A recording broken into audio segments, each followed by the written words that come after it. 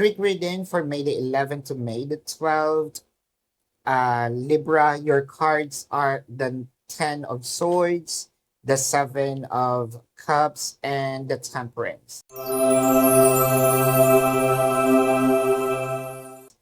Maraming gagawin dito si person para makipag-ayos sa atin, makipagbate, makausap tayo. Or doon naman sa mga no labels, maraming gagawin dito si person para sabihin na you're special to their heart, their life. Mga sweet moments siguro, no? Talagang ipapamukha tuloy. Ipaparamdam sa'yo. Ganun din yon. Ipaparamdam sa'yo na you are a very special person to me. Parang feeling ko close to commitment na, no? Yung nag-aantay ng commitment. Doon naman talaga sa merong away, hindi pwedeng hindi daw kayo mag-uusap or magkakaayos.